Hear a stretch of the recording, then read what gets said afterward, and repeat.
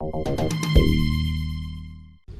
y a 3 ans, Nolizui était une adolescente de 14 ans comme les autres. Elle allait à l'école, traînait avec ses amis et aidait sa grand-mère quand elle le pouvait. Mais un jour, la vie de cette jeune Sud-Africaine a basculé. Elle a été enlevée et mariée de force à un homme de 30 ans de plus qu'elle. Quand ils se sont retrouvés seuls la première nuit, il l'a violée. Il est resté calme. Il m'a attrapée et m'a mise sur le lit.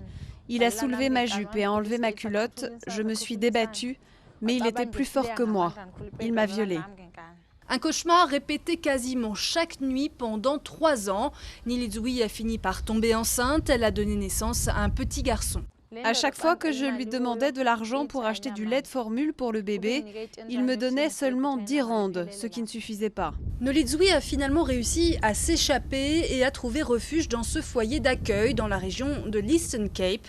Impossible de rentrer chez elle car ce sont ses grands-parents qui avaient organisé son enlèvement en échange de 3 vaches, selon une vieille coutume locale remise récemment en vigueur dans certaines zones rurales. Cette pratique de l'enlèvement et du faux mariage s'intègre dans la tradition qui fait partie intégrante de notre culture. Il y a donc beaucoup à faire pour y mettre un terme. Des centaines de mineurs, parfois même prépubères, ont vécu la même tragédie. La police locale a récemment lancé une campagne pour lutter contre cette pratique en incitant toutes les jeunes filles victimes de mariages forcés à se faire connaître. Beaucoup d'hommes ont été arrêtés et certains parents de jeunes filles enlevés également. Apparemment, ils n'étaient pas au courant qu'ils commettaient aussi un crime. Mais parce que nous avons ouvert une procédure contre eux, en tant que complices, aujourd'hui, ils comprennent qu'ils ont commis un crime.